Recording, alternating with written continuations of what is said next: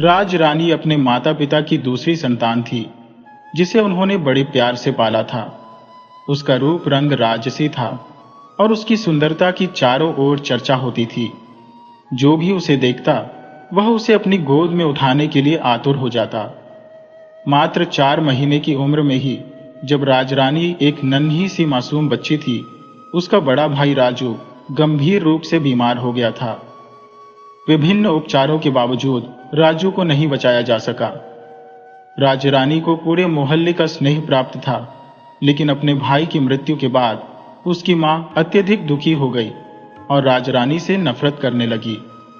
अबोध बालिका राजरानी को उसकी मां ने एक नया नाम दे दिया और उसे प्यार करने का विचार तो दूर की बात थी। राजरानी के पिता ने अपनी पत्नी को समझाने की बहुत कोशिश की, लेकिन वह सुनने को तैयार नहीं थी। उसकी मां हमेशा कहती, करमजली, तूने पैदा होते ही अपने भाई को निगल लिया।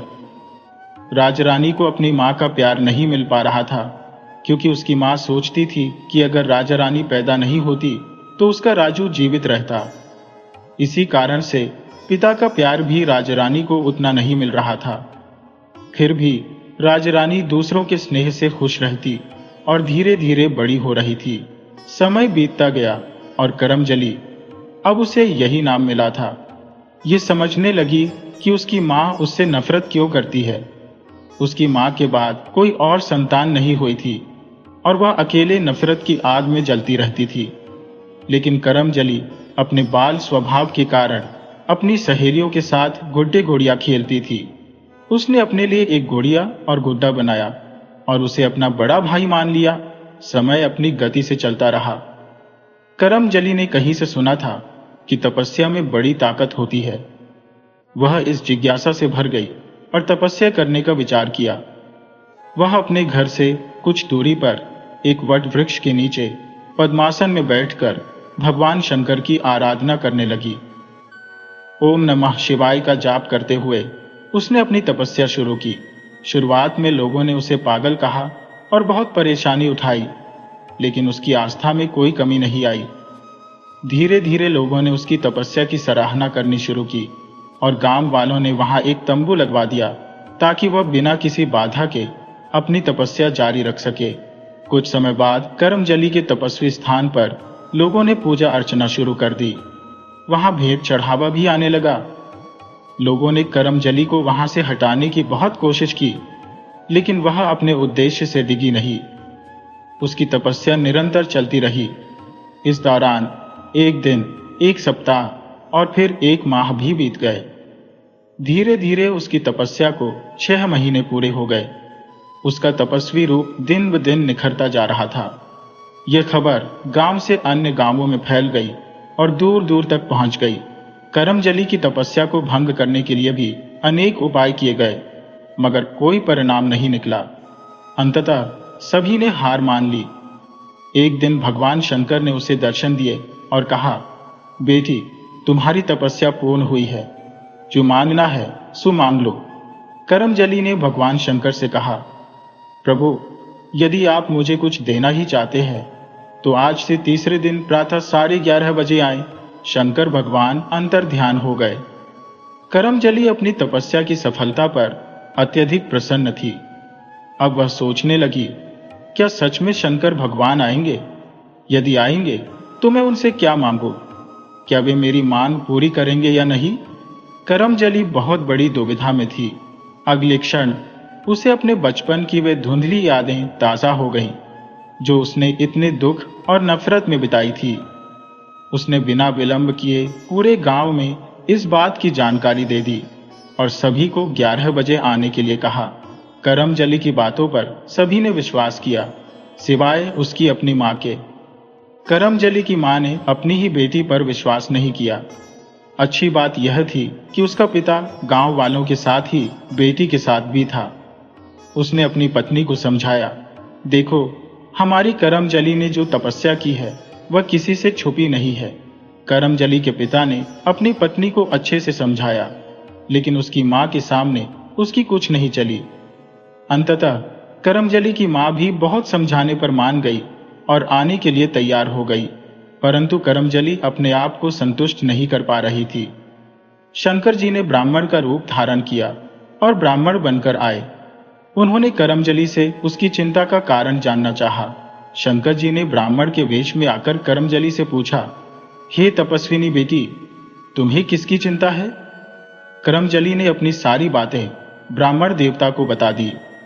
तब ब्राह्मण बने शंकर जी ने करमजली को विश्वास दिलाया, बेटी, देवलोकवासी कभी झूठे वादे नहीं करते।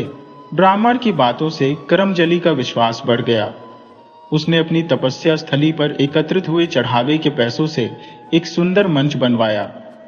मंच के चारों ओर खुशबूदार फूलों से सजावट की। सजावट इतनी सुंदर थी कि शंकर जी स्वयं चकित हो जाए। आज करमजली बहुत खुश थी। अब तक के जीवन में वह इतनी प्रसन्न कभी नहीं हुई थी। उसने एक बहुत सुंदर वस्त्र पहना हुआ था, जिसमें वह किसी से कम नहीं लग रही थी। नियत समय पर सभी लोग आ गए। सभी ने अपनी अपनी जगह सुनिश्चित कर ली और बैठकर आगे की कार्रवाई की प्रतीक्षा करने लगे। ठीक 11:30 बजे आकाशवाणी हुई, बेटी, मैं आ गया हूं। शंकर जी द्वारा कराई गई आकाशवाणी तो सबने सुनी, मगर शंकर जी दिख रहे थे केवल करमजली को ही। तभी भीड़ में से एक बुजुर्ग व्यक्ति करमजली के पास आए और बोले, बेटी, जब से तुमने ये बताया था कि 3 दिन बाद 11:30 बजे शंकर जी आएंगे, मैं तो तभी से इस उम्मीद में था कि चलो हमें भी भगवान शंकर के दर्शन हो जाएंगे। ये सुनकर करमजली ने शंकर जी की ओर आशा भरी नजरों से देखा। भोलेनाथ तो ठहरे सर्वज्ञ, वे समझ गए और नजरों से ही आश्वस्त कर दिया। करमजली ने आश्वस्त होकर बाबा से कहा कि बाबा आप बैठिए, भोलेनाथ सभी को दर्शन देंगे। अभी वे मेरी बात सुनेंगे, उसके बाद सबके सामने इस मंच पर आएंगे। इतना सुनकर सभी शांति से बैठ गए। शंकर जी ने करमजली से कहा, बेटी, अब तुम बताओ तुम्हें क्या परेशानी है? करमजली ने कहा, आपको मैं करमजली लगती हूं क्या? भगवान शंकर ने कहा, बिल्कुल भी नहीं बेटी। करमजली कहने लगी, तो सब मुझे करमजली क्यों कहते हैं? क्या ऐसा नाम भी होता है? शंकर जी ने कहा, बेटी, यह मृत्युलोक है, यहां कोई भी नाम चल जाता है। यहां तो कालू, भोलू, मोटू, पतलू सब तरह के नाम होते हैं। तू नाम की छोड़ और काम की बात कर। करमजली अपना गुड्डा भी साथ लाई थी। उसने गुड्डे को अपने पास ही रखा हुआ था और शंकर जी से कहा, मैंने जब से होश संभाला है अपना नाम करमजली सुना है। मेरा नाम करमजली क्यों रखा गया ये तो मेरे बापू ही बता पाएंगे, पर इसके लिए आपको मंच पर विराजमान होना पड़ेगा। शंकर जी ने कहा, ठीक है बेटी, अपने बापू को बुलाओ, मैं मंच पर आ जाता हूं। करमजली के पिता को बुलाया गया और कहा, भोलेनाथ के सवालों के सही सही जवाब देना। जैसे ही करमजली के बापू मंच की तरफ चले, मंच हिलने लगा। देखते ही देखते मंच पर भोलेनाथ विराजमान हो गए। पूरी भीड़ में हलचल मच गई। जय भोलेनाथ की गूंज से पूरा पंडाल गूंज उठा। तब करमजली ने कहा, सुनो, शांत हो जाओ और भोलेनाथ को सुनो। भोलेनाथ ने कहा, तुम ये बताओ, बेटी का नाम तुमने करमजली क्यों रखा है? करमजली के पिता से पूछा गया तो उन्होंने कहा, हे भगवान, मेरी बेटी का असली नाम राजरानी था। राजरानी का एक बड़ा भाई था जो उसके 4 महीने का होते ही उसकी मृत्यु हो गई थी। शंकर जी ने कहा, यह तो मृत्युलोक है, यहां एक दिन सभी को जाना है। किसी ने पहले तो किसी ने बाद में जाना है, रहना कोई नहीं है। गरीब, अमीर, राजा, रंग सभी को मृत्यु प्राप्त होनी है। इस लोक में कोई अमर नहीं है। पर तुम ये बताओ, इस बेटी का भाई मर गया, लेकिन तुमने इसे जीते जी मार दिया। इसे करमजली क्यों कहा गया? करमजली के पिता ने एक एक करके सारी बात भोलेनाथ को बता दी।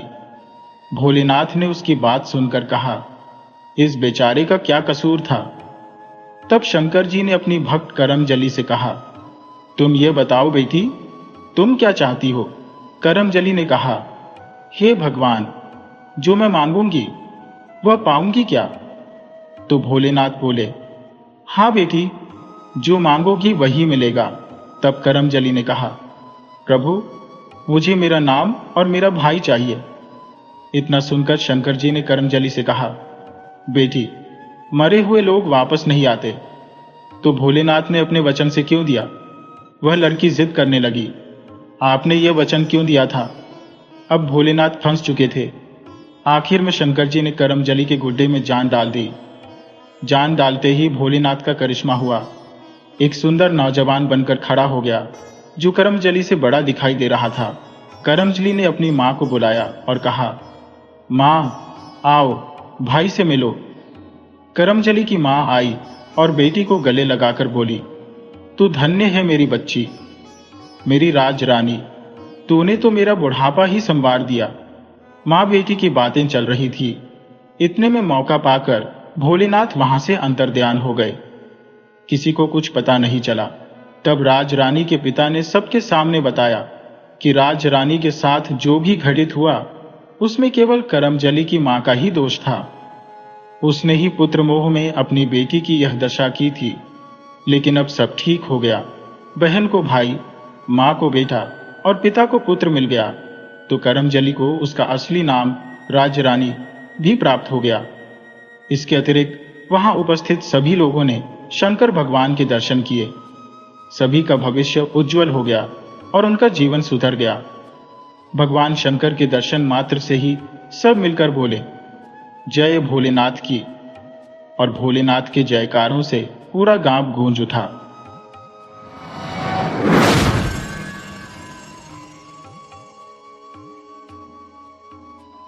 बहुत पहले की बात है। सनातन चौधरी सुंदरगढ़ के पुराने निवासी थे।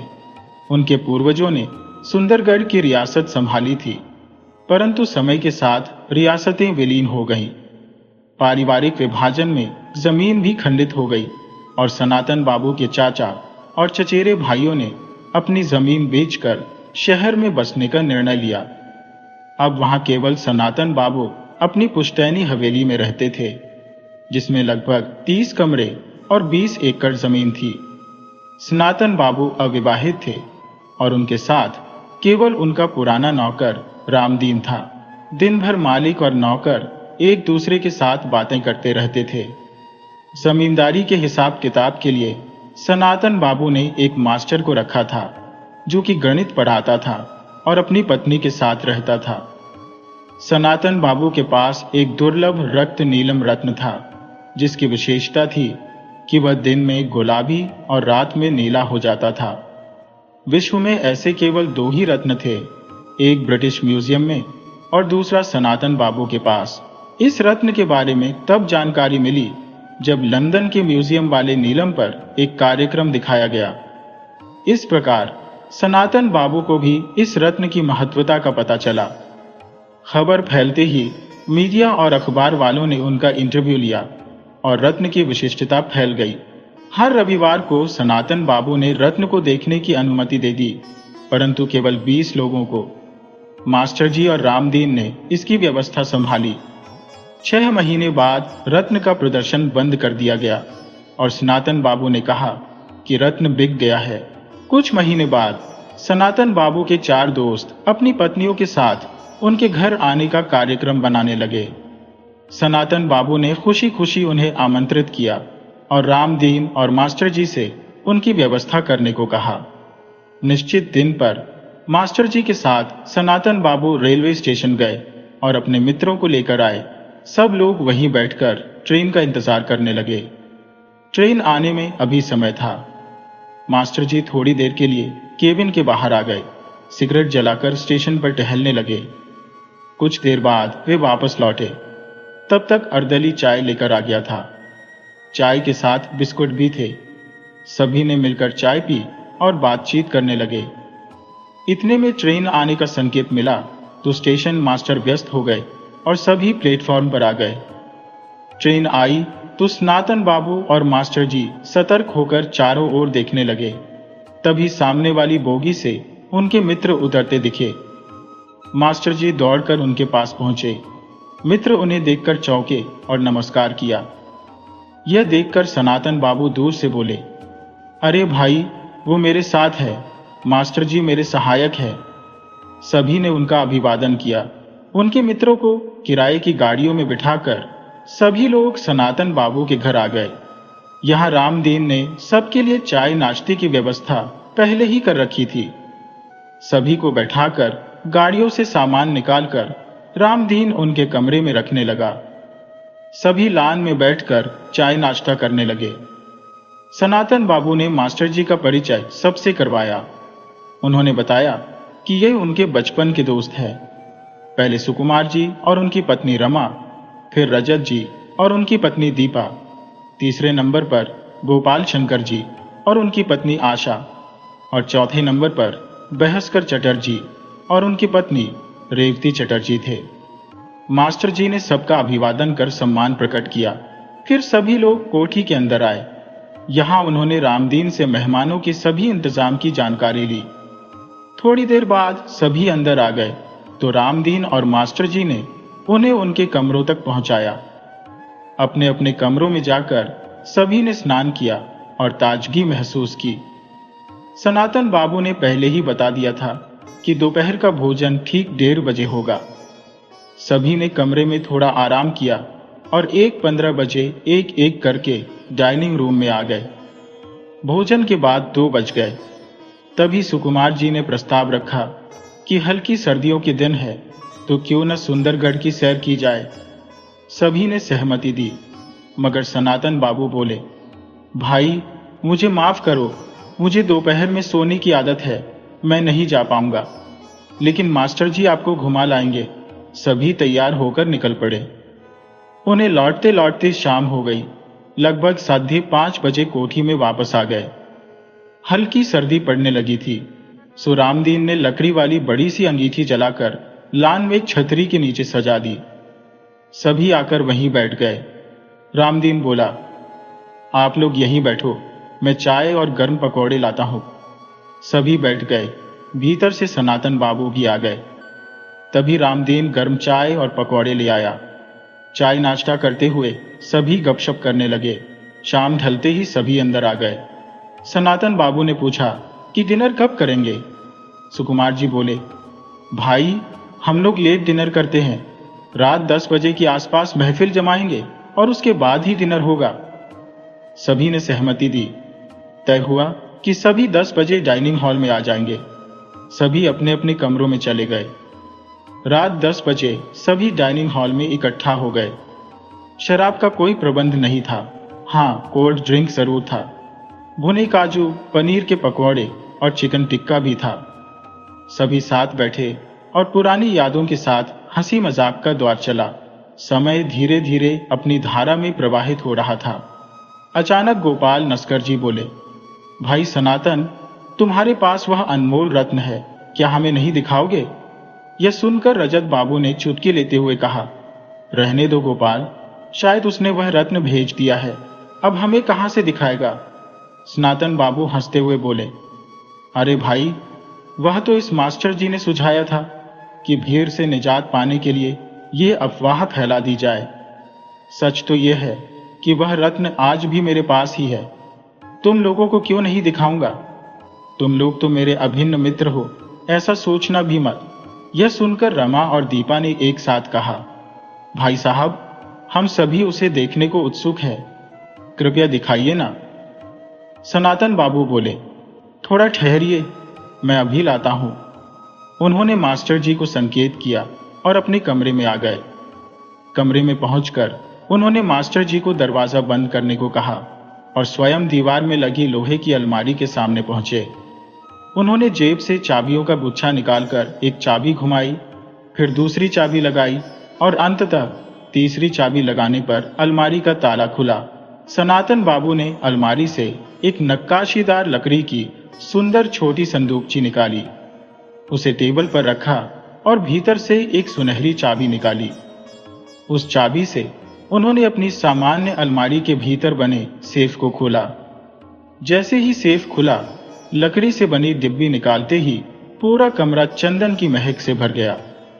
उन्होंने मास्टर जी को डिब्बी पकड़ाई और स्वयं सुनहरी चाबी से सेफ को बंद कर दिया। इसके बाद वे लोग बाहर डाइनिंग हॉल में आ गए। हॉल में आकर सनातन बाबू ने सभी को वह दिव्य रत्न दिखाया। सभी ने उस रत्न को बारी बारी से हाथ में लेकर देखा और चंदन की महक से मुग्ध हो गए। भास्कर बाबू ने पूछा, क्या इस रत्न को चंदन में ही रखना जरूरी है? सनातन बाबू बोले, हाँ भाई, अगर इसे दिन भर कम से कम 12 घंटे तक चंदन की डिब्बी में नहीं रखा गया तो इसकी रंग बदलने की खूबी समाप्त हो जाएगी। इसलिए हमारे पूर्वजों ने इसे स्थायी रूप से चंदन की डिब्बी में रखने की व्यवस्था की थी। रत्न देखकर सभी प्रसन्न हो गए। इसके बाद सबने डिनर की तैयारी शुरू की। सनातन बाबू अपने कमरे में उस दिव्य रत्न को वापस रखने चले गए। जैसे ही वे अपनी कुर्सी पर बैठे, लाइट चली गई। सभी चौंक गए, लेकिन 5 मिनट में ही लाइट वापस आ गई। डाइनिंग टेबल पर एक सुंदर सा केक रखा था और उस पर एक मोमबत्ती जल रही थी। तभी सभी लोग मिलकर सनातन बाबू को जन्मदिन की बधाई देने लगे और केक काटने को कहा। सनातन बाबू ने आश्चर्य से कहा, अरे, तुम लोगों को याद था? चारों दोस्तों ने एक साथ कहा, हाँ मित्र, और इसीलिए हम मास्टर जी को लेकर बाहर गए थे सारा इंतजाम करने के लिए। इसके बाद सभी ने मिलकर भोजन किया।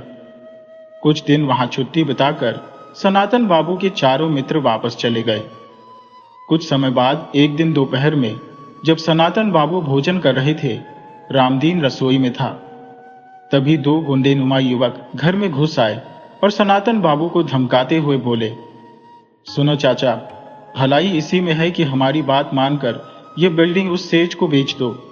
वह अच्छा दाम दे रहा है, वरना बाद में पछताना पड़ेगा। ये धमकी सुनकर रामदीन घबरा गया। एक गुंडे सनातन बाबू को धमकाकर चले गए। रामदीन ने आकर सनातन बाबू को संभाला। सनातन बाबू भोजन छोड़कर खड़े हो गए और अपने कमरे में चले गए। रामदीन ने सब काम निपटाने के बाद बाजार जाने का बहाना बनाकर मास्टर जी के पास पहुंचकर उन्हें सारी स्थिति बताई। यह सुनकर मास्टर जी ने उसे सांत्वना दी और बोले, मैं देखता हूं। जब मास्टर जी लौटे तो सनातन बाबू लॉन में बैठे थे। मास्टर जी ने ऐसे व्यवहार किया जैसे उन्हें दोपहर की घटना का कोई ज्ञान न हो। सनातन बाबू भी सहज दिखने का प्रयास कर रहे थे। मास्टर जी अंदर चले गए। रामदीन चाय बनाकर रख गया। 1 घंटे बाद सनातन बाबू ने मास्टर जी को अपने पास बुलाया। जब वे आए तो सनातन बाबू ने उन्हें दोपहर वाली घटना बताई और बोले, भाई साहब, अब इन गुंडों का आतंक बढ़ता ही जा रहा है। आज तो वे घर में घुसकर धमका गए, कल को गोली मार देंगे। मैं बहुत घबरा गया हूं। लगता है इस धरोहर को संभालना अब मेरे लिए कठिन हो गया है। मास्टर जी ने उन्हें सांत्वना दी और पुलिस में रिपोर्ट करने की सलाह दी, लेकिन सनातन बाबू ने मना कर दिया। मास्टर जी घर लौटे तब रात के 8 बज रहे थे। उनके लौटने के कुछ ही मिनट बाद उनके 2 मित्र नीलेश और हरमन आ गए।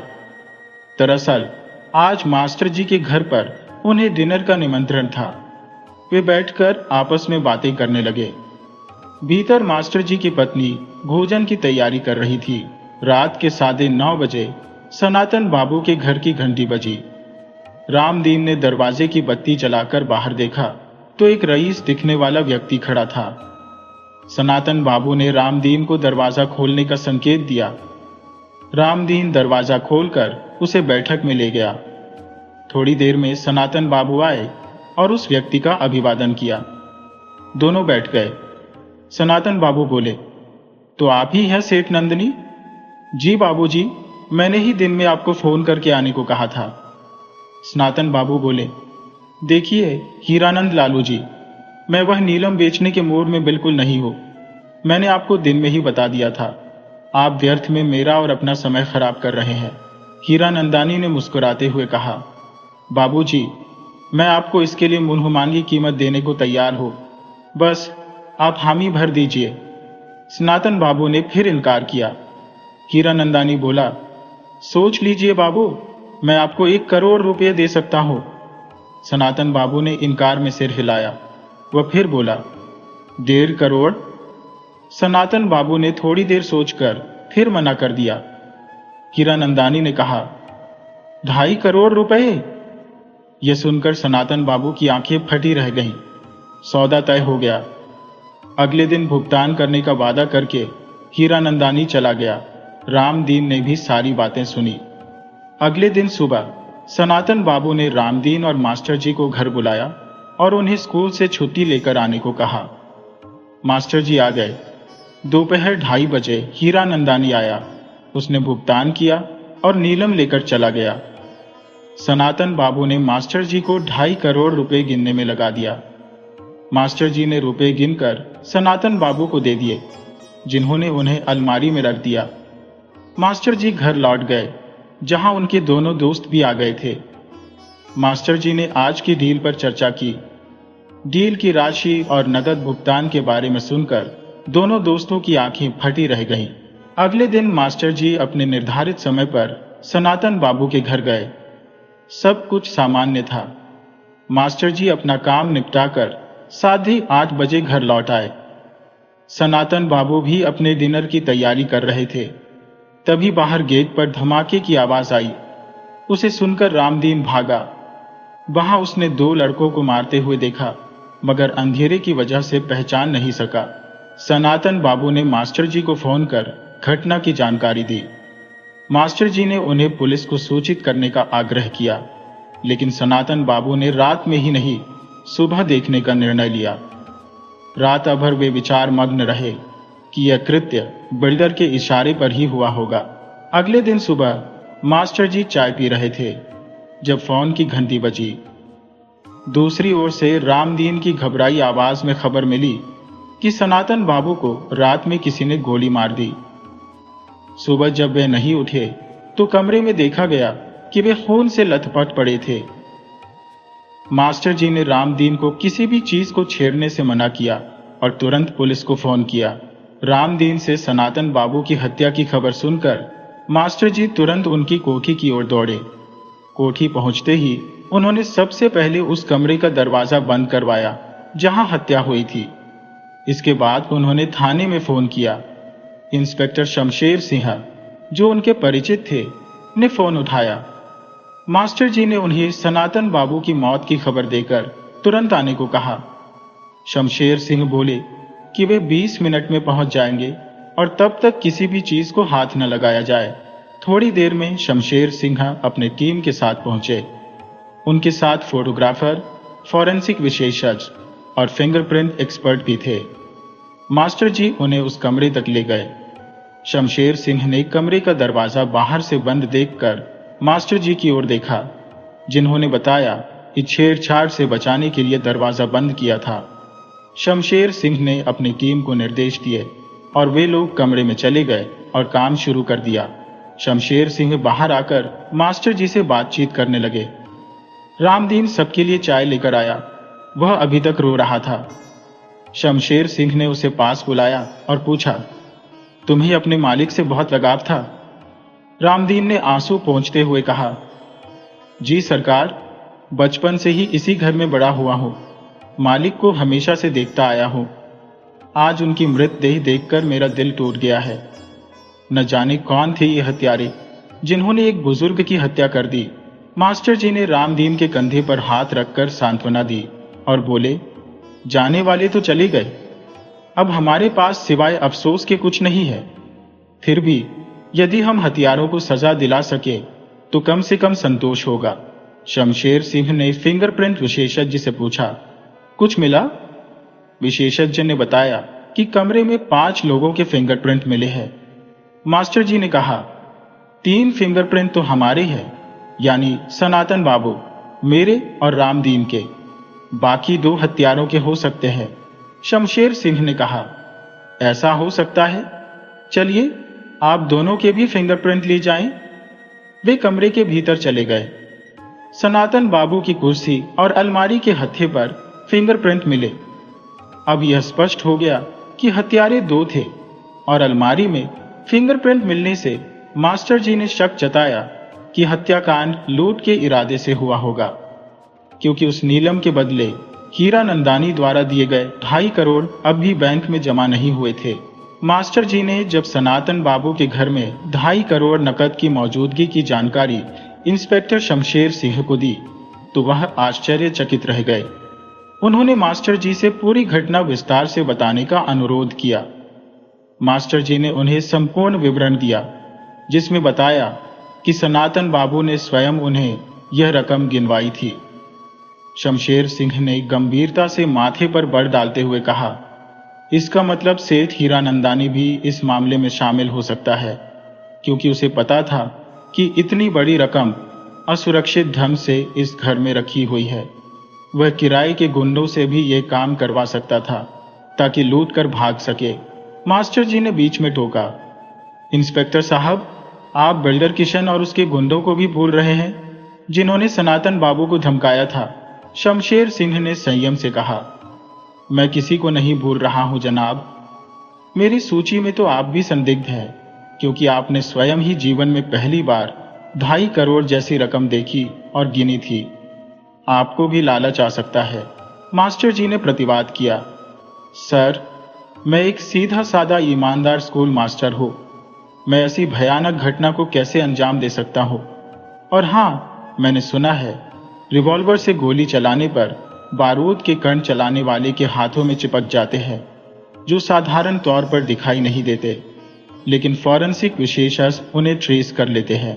शमशेर सिंह ने गौर से मास्टर जी को देखा और कहा, चलिए आपकी जांच करवा ही लेते हैं, कम से कम एक संदिग्ध तो साफ हो जाएगा। मास्टर जी तैयार हो गए। फॉरेंसिक विशेषज्ञों ने उनके हाथों की जांच की और उन्हें निर्दोष पाया। मास्टर जी ने हाल में लगे वॉश बेसिन से अच्छी तरह हाथ धोए और रामदीन को आवाज दी। रामदीन के आने पर उन्होंने सबके लिए चाय लाने को कहा। रामदीन चाय लेकर आया। चाय पीते हुए इंस्पेक्टर शमशेर ने फिंगरप्रिंट विशेषज्ञ से सवाल किया, क्या बाकी 2 फिंगरप्रिंट पूरे घर में कहीं और भी मिले हैं? विशेषज्ञ ने बताया, नहीं, घर में नहीं, लेकिन जीने की रेलिंग और मुख्य दरवाजे की कुंडी पर मिले हैं। फॉरेंसिक विशेषज्ञ ने यह भी बताया कि सनातन बाबू को बहुत करीब से गोली मारी गई है और गोली उनके दिल के आर पार निकल गई है।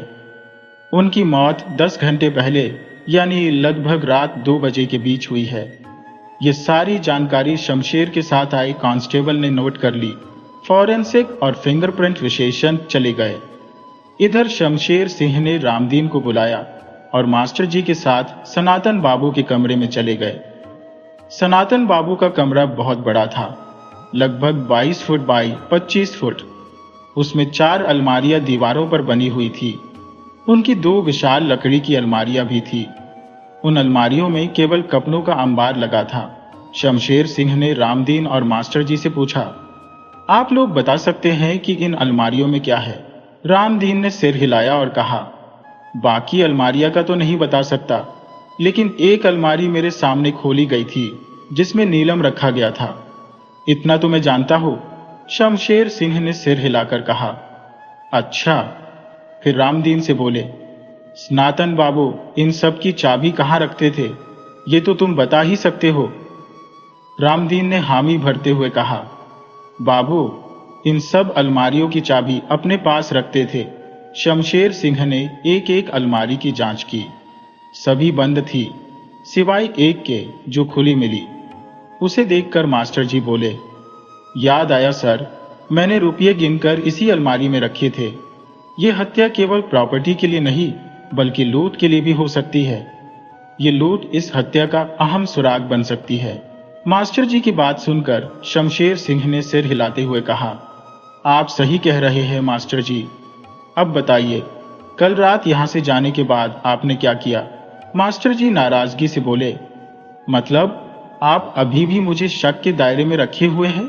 शमशेर सिंह हंसते हुए बोले, क्या करें मास्टर जी, हमारी तफ्तीश तो यहीं से शुरू होती है। मास्टर जी ने अपने कल रात की सभी गतिविधियों का विस्तार से वर्णन किया। शमशेर सिंह ने कहा, फिलहाल आपको शक के दायरे से बाहर करता हूं। आइए अब हॉल में चलें। हॉल में पहुंचकर उन्होंने रामदीन को चाय लाने को कहा। रामदीन चाय लेकर आया। चाय पीते हुए शमशेर सिंह बोले, मास्टर जी, फॉरेंसिक टीम से क्लीन चिट मिल गई है। अब आप हमारे साथी बन गए हैं। आपको इस हत्याकांड का रहस्य खोलने में फ्री हैंड दे रहा हूं। हम पुलिस वाले तो अपनी तरह से जांच करते हैं, लेकिन आप एक सिविलियन की हैसियत से कुछ नया भी सोच सकते हैं। चलिए आप भी काम पर लग जाइए। मास्टर जी ने घटनाओं की कड़ियों को जोड़ना शुरू किया। उन्हें याद आया कि सबसे पहले सनातन बाबू के मित्रों के सामने नीलम निकाला गया था। फिर किशन सेठ के गुंडों ने उन्हें धमकाया। उसके बाद सेठ हीरानंदानी ने नीलम को ऊंची कीमत देकर खरीदा। फिर घर के मुख्य गेट पर धमाका हुआ और रात में सनातन बाबू की हत्या हो गई। अलमारी से 2.5 करोड़ लूट ली गए। इन घटनाओं का आपस में कोई प्रत्यक्ष संबंध नहीं दिखाई दे रहा था, इसलिए मास्टर जी ने विभिन्न संदिग्धों की सूची बनाई। इसमें सबसे ऊपर नाम आया किशन सेठ और उसके गुंडों का, जिन्होंने सनातन बाबू को साफ तौर पर जान से मारने की धमकी दी थी। मास्टर जी ने सोचा कि किशन सेठ इस प्रॉपर्टी को किसी भी प्रकार से हासिल करना चाहता था। दोनों गुंडे जो आए थे उन्होंने भी धमकी दी थी, लेकिन मास्टर जी जानते थे कि किशन सेठ के गुंडों ने आज तक कोई हत्या नहीं की थी और उन्हें घर में रखे रुपए के बारे में जानकारी भी नहीं थी। फिर वे हत्या करने के बाद रुपए कैसे लूट सकते थे? इस विचार के बाद मास्टर जी ने तय किया कि वे शमशेर इंस्पेक्टर से मिलेंगे और किशन सेठ और गुंडों के बारे में चर्चा करेंगे। वे सनातन बाबू के घर से रामदीन को बताकर निकल पड़े। चलने से पहले फोन पर उन्होंने शमशेर से पूछा तो उसने कहा, आ जाओ, मैं थाने में ही हूं, अभी आधे घंटे में पोस्टमार्टम रिपोर्ट आ जाएगी, साथ मिलकर इस मामले की कड़ियां जोड़ते हैं। मास्टर जी थाने पहुंच गए। शमशेर अपने केबिन में बैठे थे। जैसे ही मास्टर जी पहुंचे, शमशेर बोले, मास्टर जी, पहले हम चाय पीते हैं, फिर चर्चा शुरू करेंगे। तभी कांस्टेबल चाय लेकर आया।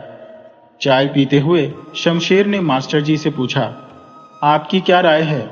मास्टर जी ने किशन सेठ और उसके गुर्गों की कारस्तानी बताकर अपने विचार रखे। यह सब सुनकर शमशेर बोले, तुमने बिल्कुल सही विश्लेषण किया है, लेकिन यह भी तो हो सकता है कि एक साथ इतनी बड़ी रकम पाकर सनातन बाबू खुद ही अचंभित हो गए हो सकता है उन्हें नींद नहीं आ रही हो और वे रुपये गिनने बैठ गए हो। उन्होंने सोचा होगा इतनी रात कौन आएगा, मगर उनकी बदकिस्मती से किशन सेठ के गुंडे वहां पहुंच गए हो। उन्हें सिर्फ धमकाना था, लेकिन इतनी रकम देखकर उनका दिमाग फिर गया और उन्होंने सनातन बाबू की हत्या कर दी। मास्टर जी ने सहमति में सिर हिलाते हुए कहा, जी, आप सही कह रहे हैं, यह भी संभव है। आखिर पुलिस वालों की अपनी अलग ही सोच होती है और होनी भी चाहिए। शमशेर सिंह ने मास्टर जी से कहा, आप सबसे पहले किशन सेठ और उसके गुंडों की तहकीकात करवाई, उनकी उस रात की गतिविधियों को जांचिए। शमशेर सिंह बोले, हाँ भाई, मैं इसकी व्यवस्था करवाता हूं। अब तुम घर जाओ, सुबह से बहुत व्यस्त रहे हो, शायद घर का नाश्ता भी अब तक नहीं किया होगा, और तुम्हारी श्रीमती जी भी हम पुलिस वालों को कोस रही होंगी। मास्टर जी मुस्कुराकर बोले, नहीं थानेदार साहब, मेरी पत्नी सब समझती है और विशेषकर पुलिस वालों का बहुत सम्मान करती है। शमशेर सिंह मुस्कुराए और कहा, चलो फिर एक दिन आपके घर चाय पर आता हो। मास्टर जी मुस्कुराते हुए थाने से बाहर चले गए। शमशेर ने रामदीन की मदद से किशन सेठ और उसके गुंडों की पहचान करवाई और उन्हें ग्वालियर थाने में बुलाया गया। किशन सेठ ने उन दोनों को पहचानने से भी इनकार कर दिया। दोनों गुंडे चिल्लाकर बोले, थानेदार साहब, ये झूठ बोल रहा है, इसने हमें सनातन बाबू को धमकाने के लिए 5,000 दिए थे और हम उसके ऑफिस में भी 2 बार गए थे। वहां का चपरासी भी हमें पहचानता है। चपरासी को बुलाकर उसने उन दोनों की पहचान करवाई और उसने भी हामी भरी कि ये लोग सेठ जी के पास आते थे। अब शमशेर ने किशन सेठ को धमकाया और उसे घटना की शाम से लेकर सुबह तक की गतिविधियों की जानकारी देने को कहा। सनातन बाबू की हत्या की बात सुनकर वह घबरा गया। किशन सेठ ने कहा, हाँ, मैं उनकी जमीन और कोठी खरीदना चाहता था, मगर वे बेचने को राजी नहीं थे। तब मैंने उन्हें धमकाकर प्रॉपर्टी बेचने पर मजबूर करने की सोची और इन दोनों का सहारा लिया। मगर मैं सच कहता हूं, मुझे उस नीलाम की रकम या उन पैसों की कोई जानकारी नहीं थी। इन दोनों को यदि किसी प्रकार से भनक लगी हो तो मैं नहीं जानता। उसने अपनी उस दिन की सारी गतिविधियों की जानकारी इंस्पेक्टर को दे दी। शमशेर ने किशन सेठ की गतिविधियों का परीक्षण करवाया और उसकी बात सही निकली। उसे संतुष्ट होकर शमशेर ने छोड़ दिया, मगर उसके दोनों गुर्गों को अभी तक लॉकअप में रखा गया। शमशेर का मानना था कि हो सकता है किसी प्रकार से इन लोगों ने नीलाम की रकम की जानकारी पाली हो और लालच में आकर सनातन बाबू को लूटने की योजना बनाई हो। उनके विरोध करने पर उन्होंने सनातन बाबू की हत्या कर दी हो। शमशेर ने किशन सेठ को छोड़ने और उन दोनों गुंडों को रोक कर रखने की जानकारी मास्टर जी को फोन पर दे दी। यह सुनकर मास्टर जी सोचने लगे कि यह सिर्फ दोनों गुंडों का काम नहीं हो सकता। उनकी अकेले इतनी हिम्मत नहीं हो सकती, क्योंकि आज तक उन्होंने हल्की फुल्की लूटपाट के अलावा कोई बड़ी चोरी या डकैती नहीं की थी। फिर इतनी बड़ी रकम लूटने के बाद वे भाग नहीं सकते थे। मास्टर जी की नजर अब सेठ हीरानंदानी पर थी, जिन्होंने नीलाम खरीदा था और जिन्हें रकम घर पर होने की जानकारी थी। मास्टर जी ने सेठ हीरानंदानी पर ध्यान केंद्रित करना शुरू किया। उन्होंने शमशेर से पूछा, पोस्टमार्टम रिपोर्ट आ गई है क्या? शमशेर ने कहा, हाँ। जब मास्टर जी ने रिपोर्ट के बारे में पूछा तो शमशेर ने बताया, कोई नई बात नहीं पता चली। पॉइंट ब्लैंक रेंज से गोली सीने में लगी थी, जो मौत का कारण बनी। कोई छीना झपट्टी या हाथापाई के निशान नहीं है। यह सुनकर मास्टर जी बोले, मतलब सनातन बाबू को पता ही नहीं चला कि हत्यारे कौन थे? शमशेर ने कहा, ऐसा नहीं है मास्टर जी। जब हम सनातन बाबू के कमरे की तलाशी ले रहे थे तब मुझे एक टूटा हुआ बटन दिखाई दिया। उस वक्त उसे मैंने कोई तवज्जो नहीं दी थी, परंतु उसे सीजर रिपोर्ट में दर्ज करा दिया। वह यही मालखाने में सनातन बाबू की चीजों के साथ ही होगा।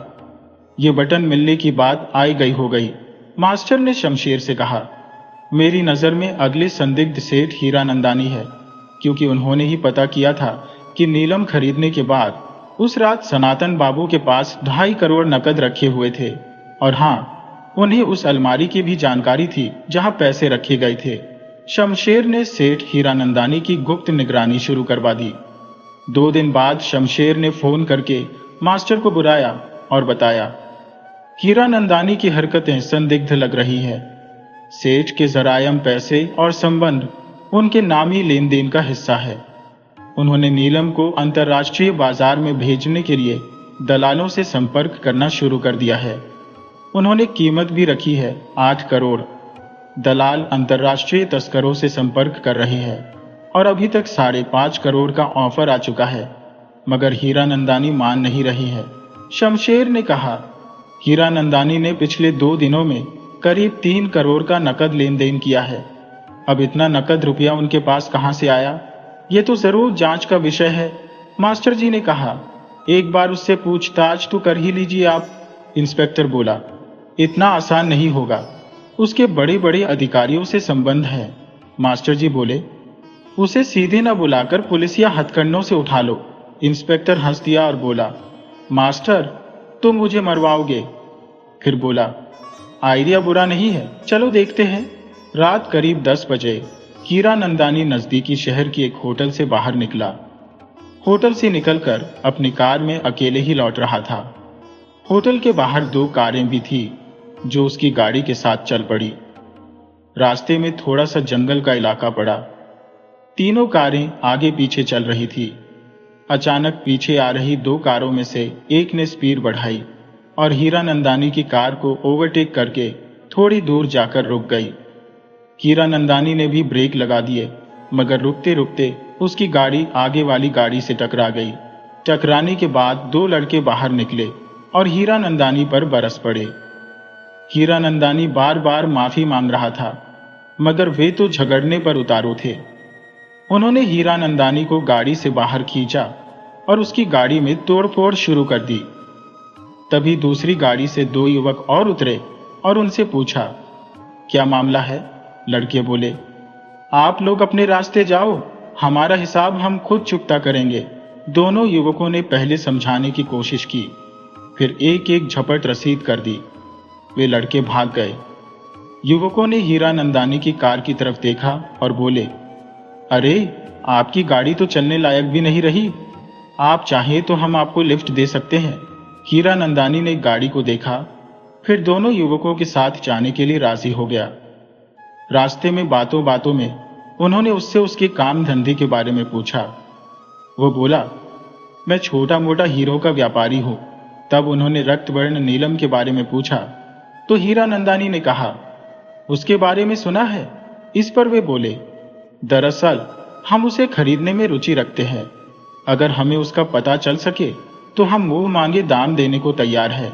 उनकी बातों से हीरानंदानी में लालच उत्पन्न हो गया और उसने कहा, आप चाहें तो मैं आपको नीलम दिलवा सकता हूं। दोनों युवक बहुत उत्साहित होकर बोले, आप बस हमें नीलम दिलवा दें, हम उसे तुरंत खरीदना चाहते हैं। हीरानंदानी बोला, ठीक है, चलिए मैं आपको ले चलता हूं। इस पर वे बोले, पहले हम अपने घर चलते हैं, कैश और कार्ड रख लें, फिर चलते हैं। हीरानंदानी उनकी बात मानकर तैयार हो गया और उसे लेकर वे एक बाहरी इलाके में बने बंगले में आ गए। दोनों ने हीरानंदानी को आदर पूर्वक भीतर बुलाया। भीतर पहुंचते ही एकदम अंधकार छा गया। कुछ लोग उन तीनों पर झपट पड़े। आनन फानन में उन्हें पकड़कर कुर्सियों से बांध दिया गया और फिर लाइट आ गई। हीरानंदानी ने आंखें मिचमिचाते हुए चारों तरफ देखा तो उसे आसपास कुछ नकाबपोश दिखाई दिए। सबके हाथों में रिवॉल्वर थी और उन्होंने उन लोगों को निशाने पर लिया हुआ था। हीरानंदानी के बाजू में ही 2 कुर्सियों पर वे युवक भी बंधे हुए थे। नकाबपोशों में से एक लंबे चौड़े पहलवान टाइप के व्यक्ति ने आगे बढ़कर हीरानंदानी से पूछा, सेठ, सनातन बाबू से जो नीलम खरीदा था वो कहाँ है? हीरानंदानी बोला, वह तो मेरे बैंक के लॉकर में है। जब उसने पूछा कि जो 2.5 करोड़ तुमने उसकी हत्या कर लूटे हैं वे कहाँ है, तो हीरानंदानी चौंक कर बोला, मैंने कोई रुपया नहीं लूटा। मैंने तो उन्हें नकद भुगतान किया और नीलम लेकर सीधा अपने घर आ गया।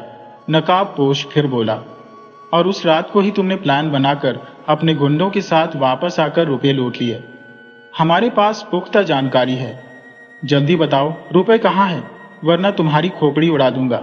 हीरानंदानी ने कहा, आप लोग विश्वास क्यों नहीं करते? मैंने कोई रुपये नहीं लूटे। मैं तो नीलम खरीद कर वापस आ गया और अगले दिन जब सनातन बाबू की हत्या हुई तो मैं ट्रेन में था, क्योंकि मैं नीलम के सौदे की बात करने पड़ोसी शहर गया था।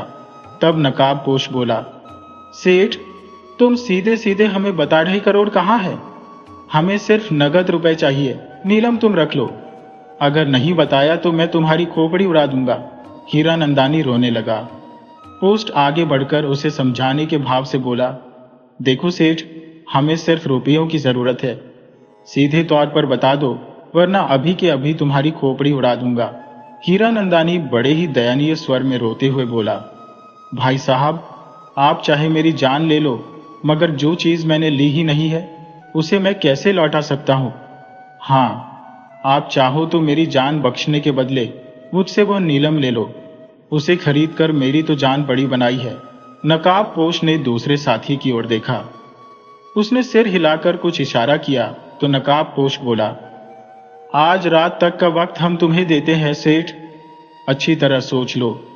कल सुबह हम फिर दोबारा आएंगे, तब तक हमारे साथ तुम मेहमान बनकर रहोगे।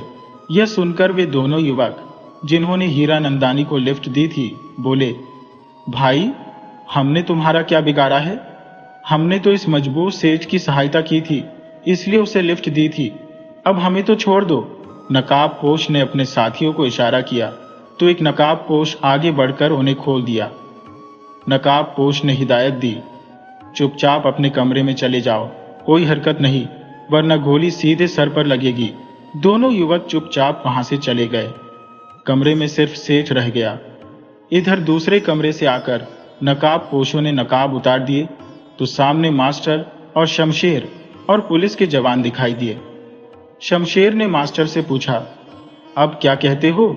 मास्टर बोला, जरा पिछले शहर के उस ट्रेन के आने का समय और उस शहर में उस ट्रेन के पहुंचने के समय की सीसीटीवी फुटेज निकलवाई जाए, पता चल जाएगा कि सेठ झूठ बोल रहा है या सच। शमशेर ने फुटेज प्राप्त करने की व्यवस्था कर दी। 3 घंटे में फुटेज प्राप्त हो गई और सेठ की बात सही साबित हुई, मतलब सेठ को भी क्लीन चिट मिल गई। सेठ को 1 घंटे बाद छोड़ दिया गया और मास्टर शमशेर फिर इस हत्या को सुलझाने की तरकीब सोचने लगे। शमशेर ने मास्टर से कहा, मास्टर जी, हमारी नजर में जो संदिग्ध थे, हम तो सबकी जांच कर चुके हैं। लगता है हम कहीं पर चूक कर रहे हैं। मास्टर जी बोले, मैं भी ऐसा ही सोच रहा हूं। चलिए हम थाने चलते हैं और एक एक करके सभी प्राप्त सबूतों का फिर से विश्लेषण करते हैं। दोनों थाने आ गए। शमशेर ने चाय मनवाई। चाय पीने के बाद शमशेर बोला, मास्टर, सुबह हो गई है, आज इतवार है। आप घर जाकर थोड़ा आराम कर लो, फिर शहर में भोजन करके थाने आ जाना, तब इस बारे में सोचेंगे। मास्टर अपने घर चला गया। उसकी पत्नी भी उसके इंतजार में रात में ठीक से सो नहीं पाई थी, इसलिए वह थोड़ी देर आराम करने चली गई। लगभग 10 बजे उठकर उन्होंने चाय पी और फिर नाश्ता करने बैठी।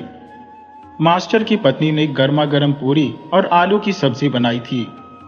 नाश्ता करने के बाद मास्टर की नजर सामने वाली दीवार पर टंगी फोटो पर गई। वह लगभग 1 साल पुरानी फोटो थी। उस फोटो में मास्टर और उसके दोनों दोस्त हरमन और नीलेश उसके साथ थे। सबसे आगे हरमन था, उसके पीछे गले में हाथ डाले नीलेश और उसके पीछे मास्टर था। हरमन ने लाल धारीदार शर्ट पहनी हुई थी। उसमें जो बटन थे वे काले रंग के थे, जिन पर गोल्डन धारी बनी हुई थी, जिन्होंने उन बटनों को एक अलग ही आकर्षक लुक दे रखा था। उस फोटो को उसकी पत्नी अलका ने खींचा था। मास्टर बोला, अलका, तुम्हें याद है ये तस्वीर तुमने पिछले साल खींची थी, जब हरमन और नीलेश के पहले प्रोजेक्ट पर अपना घर का मुहूर्त किया था। अलका कहने लगी, हाँ याद आया, उस दिन हम सभी वहां गए थे। फिर कुछ याद करते हुए बोली, हाँ, उस रात में हमारे घर भोजन करते हुए वे लोग बता रहे थे ना कि आजकल उनकी साइट पर काम रुका हुआ है क्योंकि फंड की दिक्कत आ रही है। इन्वेस्टर्स मार्केट की मंदी को देखते हुए पीछे हट रहे हैं और उनके पास भी इतनी रकम नहीं है कि वे प्रोजेक्ट को चालू रख सके। हरमन भाई तो कह रहे थे कि उन्होंने अपनी सारी जमा पूंजी इस प्रोजेक्ट पर लगा दी है, और नीलेश भी बोल रहा था कि उसके पास अब पैसे नहीं बचे हैं। ऊपर से उन्होंने वहां मकान बुक करवाया है। वहां के मकान वाले भी दबाव डाल रहे हैं कि प्रोजेक्ट जल्दी से पूरा किया जाए। मास्टर को सारी बातें याद आ गई। खैर, नाश्ता खत्म होने के बाद यह टॉपिक भी खत्म हो गया। अलका ने पूछा, सनातन बाबू के हत्यारों का कुछ पता चला? मास्टर जी बोले, नहीं यार, अभी तक पुलिस अंधेरे में ही हाथ पैर मार रही है। जिन लोगों पर शक था सबको टटोलने के बाद भी खाली हाथ है। अभी कुछ भी पल्ले नहीं पड़ा। यह सुनकर अलका ने गहरी सांस ली और बोली, पता नहीं कौन मिशंस हत्यारे हैं जो एक भले मानस का खून कर छिप गए। मास्टर जी बोले, मैं भी यही सब सोच सोच कर परेशान हूं। देखो, भगवान सहायता जरूर करेंगे। तभी टेलीफोन की घंटी बजी। अलका ने फोन उठाया। वह मास्टर से बोली, थाने से फोन है, शमशेर जी आपसे कुछ पूछ रहे हैं। मास्टर जी ने रिसीवर लेकर कहा, जी हुक्म कीजिए सरकार। उधर से शमशेर की आवाज आई, आराम कर लिया हो तो आ जाओ। मास्टर जी, आज सुबह सुबह उमस और उस पर एसपी साहब की डांट खाना बस रह गई है। सेठ जी के केस पर जल्दी से जल्दी कार्रवाई की जाए, वरना किशन सेठ और हीरा नंदानी के मामले में हमारी कार्य प्रणाली पर भी सवाल उठा रहे हैं। खासकर हीरा नंदानी के मामले में तो वे बिल्कुल ही फूट पड़े हैं। मेरा ट्रैक रिकॉर्ड बढ़िया है, वरना सस्पेंशन नहीं तो ट्रांसफर तो निश्चित ही था। उन्होंने मुझे 3 दिन का वक्त दिया है। अब हमें हर हाल में हथियारों को पकड़कर कानून के हवाले करना ही है, वरना मेरी खैर नहीं, क्योंकि डीएसपी साहब का ऑर्डर है। मास्टर बोले, आप चिंता मत करिए साहब, मैं अभी थाने आ रहा हूं। उम्मीद है हम दोनों मिलकर आज ही इस मामले को सुलझा लेंगे। शमशेर ने कहा, तो जल्दी आओ, मैं इंतजार कर रहा हूं। मास्टर ने हल्का से कहा, मैं थाने जा रहा हूं। शमशेर बड़ी परेशानी में है, लंच पर मेरा इंतजार मत करना। अलका बोली, ठीक है, मगर रात को हरमन और नीलेश हमारे साथ घर पर डिनर करने वाले हैं, ये याद है ना? मास्टर बोले, अरे बाप रे, मैं तो भूल ही गया, आज तुम्हारा जन्मदिन है। सॉरी, और हाँ, हैप्पी बर्थडे डियर। उन्होंने अपनी पत्नी को आलिंगन में लिया और बोला, तुम जो हजारों साल के दिन हो, 50,000। अलका मुस्कुराते हुए बोली, बस बस रहने भी दो। जैसे हर साल आज का दिन तुम्हें याद ही रहता है। वो तो मैं ही हर साल याद दिलाती हूँ, तुम तो हर बार भूल ही जाते हो। मास्टर जी हाथ जोड़कर बोले। जो आ गया जहां पर ना, अलका बोली। लो, अब जनाब ने मेरा जेंडर ही बदल दिया। और दोनों हंसने लगे। मास्टर ने उसे एक बार फिर आलिंगन में लिया और फिर थाने की ओर चल पड़े। थाने में शमशेर बहुत उदास सा लग रहा था। मास्टर समझ गए कि उसे बड़ी डांट पड़ी है। वह उसके केबिन में आया और शमशेर ने बैठने का इशारा किया। थोड़ी देर मौन रहा, फिर मास्टर ने चुप्पी तोड़ी। थानेदार साहब, यह चुपचाप बैठे रहने से काम नहीं चलेगा। चलिए हम एक एक कर घटनाओं की कड़ियों को मिलाते हैं। जहां भी कड़ी मिसिंग लगी वहीं से शुरू करेंगे। शमशेर बोला। ठीक है। सबसे पहले सनातन बाबू के दोस्तों का अचानक इतने साल बाद आना, फिर जन्मदिन मनाकर उस नीलम को देखकर वापस जाना। मास्टर जी बोले। कहीं कुछ नहीं, शमशेर ने सिर हिलाया। मास्टर एक एक कर घटना की कड़ियां मिलाते रहे। शमशेर हामी भरता रहा, मगर नतीजा फिर भी विफल रहा। मास्टर बोले। आखिर हमसे चूक कहां हो रही है? हम हर कड़ी परफेक्ट थे। तभी उन्हें याद आया कि किशन सेठ नहीं, जोधा बुंदे अभी भी पुलिस के कब्जे में है।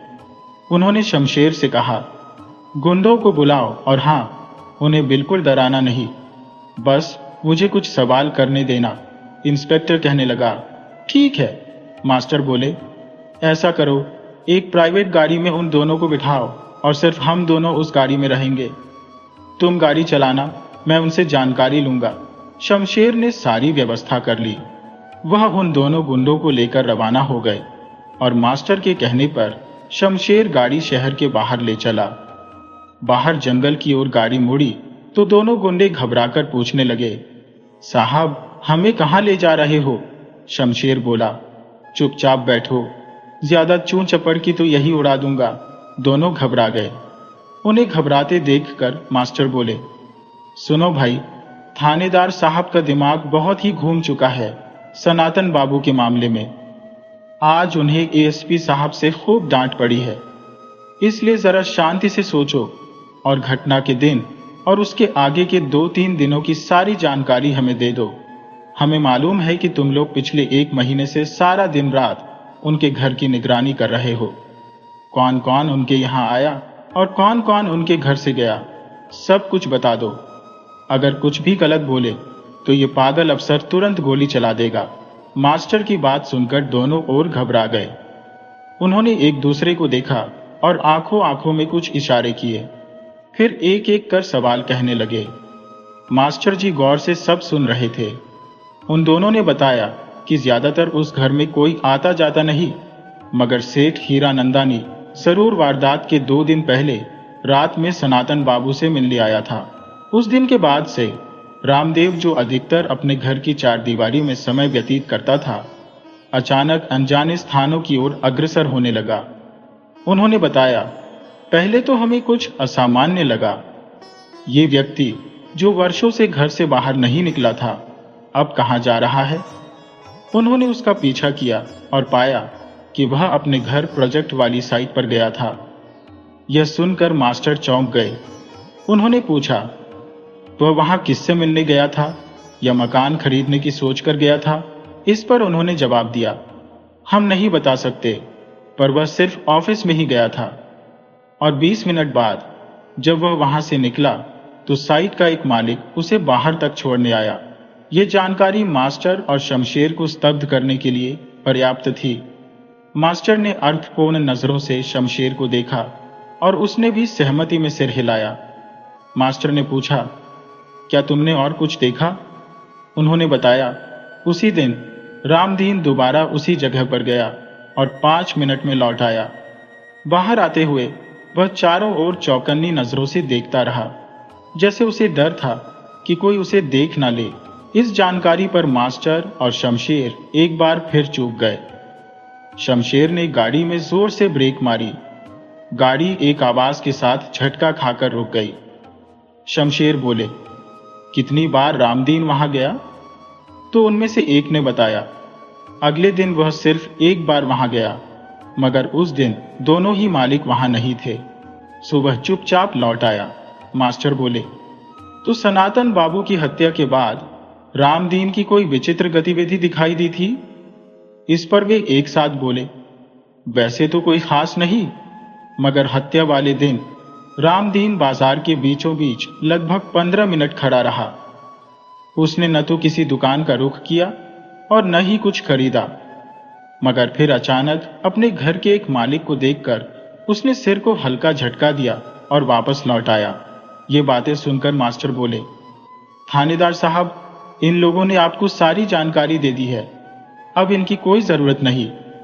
ये सुनते ही दोनों गिड़गिड़ाते हुए बोले, साहब, हमें मत मारना, हमारे छोटे छोटे बच्चे हैं, वे अनाथ हो जाएंगे। इस पर मास्टर बोले, अरे पागलों, मैं तो इनसे तुम्हें छोड़ देने के लिए कहने जा रहा था। ये सुनकर शमशेर भी हंस पड़े और बोले, जाओ, भागो यहां से, मगर हां, अब आगे से गुंडागर्दी नहीं चलनी चाहिए, वरना इस बार एनकाउंटर करके ही छोड़ूंगा। गाड़ी की दिशा तेजी से थाने की ओर मोड़ दी गई। थाने पहुंचकर शमशेर बोले, यार मास्टर, इन लोगों की बातों से तो ये लगता है कि कुछ खिचड़ी पक रही है, मगर हत्या की गुत्थी अब भी नहीं सुलझ रही। अभी हमारे पास रामदीन के खिलाफ कोई पुख्ता सबूत नहीं है और न ही उन बिल्डरों के खिलाफ, इसलिए हम खाली हाथी हैं। उधर मास्टर कुछ और ही सोच रहे थे। उन्होंने शमशेर से मौके पर मिली वस्तुओं को देखने की इच्छा व्यक्त की। संजय उन्हें मालखाने में ले गया और मौके पर मिली वस्तुओं को दिखाया। शमशेर ने देखा, अलग अलग पॉली पैक में सारी वस्तुएं रखी थी। 2 बुलेट के खाली खोल, एक बड़ा चमड़े का बैग जिसमें दस्तावेज थे, उस अलमारी की चाबी जिसमें रुपये रखे थे, सनातन बाबू की चप्पल, कांसे का गिलास, एक बढ़िया बोन चाइना की क्वार्टर प्लेट और एक छोटा सा कमीज का बटन। मास्टर ने सारी चीजें बड़ी गौर से देखी, मगर कुछ भी संदिग्ध नहीं पाया। फिर वे लोग शमशेर की केबिन में वापस आ गए। मास्टर बोले, भाई, एक बढ़िया चाय और कुछ हल्का फुल्का नाश्ता मनवा लो। जमशेद ने तुरंत कांस्टेबल को वह सब लाने के लिए कहा। शमशेर चुपचाप इंतजार कर रहा था कि मास्टर कुछ बोलेगा, लेकिन मास्टर ने उन वस्तुओं के बारे में एक शब्द भी नहीं कहा, बल्कि शमशेर से बोले, थानेदार साहब, आज रात मेरे घर डिनर पर आओ, मेरी पत्नी अलका का जन्मदिन है। शमशेर बोले, मास्टर, यह नौकरी पर बने रहना है और तुम डिनर पर बुला रहे हो? मजाक छोड़ो और सोचो क्या करना है। मास्टर बोले, सब भगवान पर छोड़ दो, क्या पता वह किस रूप में तुम्हारी सहायता कर दें।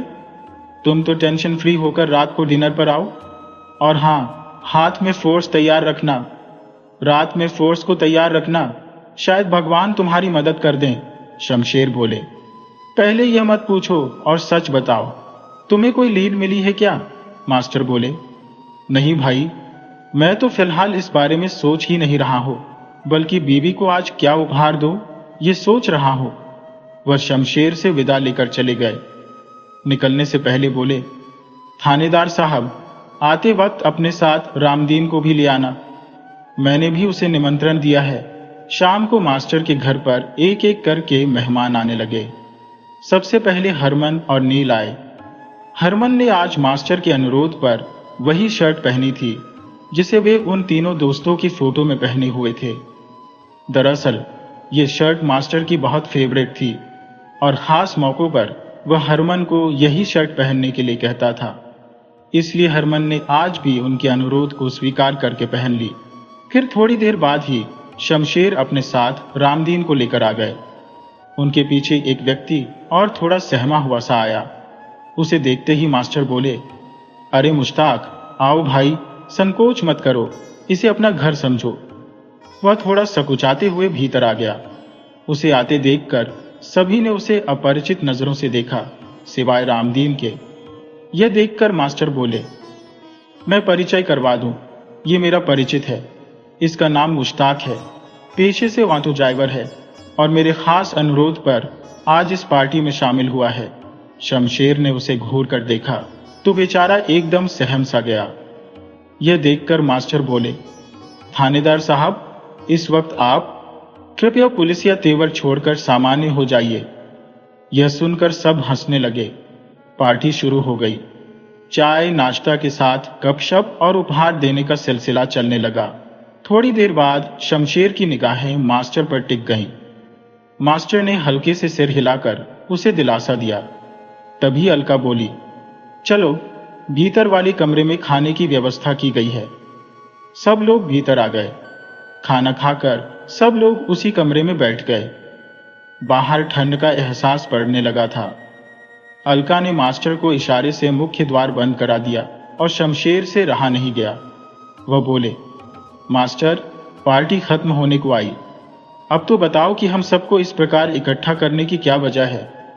क्योंकि मैं जान गया हूं कि आज भाभी जी का जन्मदिन नहीं है, बल्कि अगले महीने है।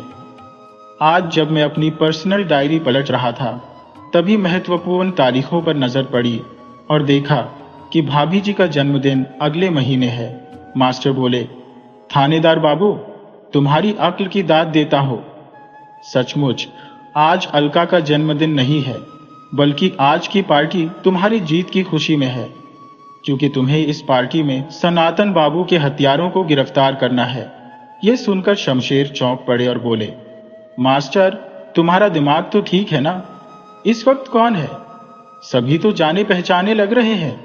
मास्टर बोले, पहले थाने फोन करके फोर्स बुलवा लो। शमशेर ने थाने फोन कर दिया। उधर सब आपस में फुसफुसाने लगे। सिर्फ मुश्ताक ही बेचारा अलग थलग खड़ा था। शमशेर अचानक उस पर झपटा। तभी मास्टर ने उसे रोका और कहा, नहीं नहीं, मुश्ताक हत्यारा नहीं है। हत्यारे 2 नहीं 3 है। शमशेर रुक गए। तभी कांस्टेबल ने आकर थाने से फोर्स आने की सूचना दी। मास्टर बोले,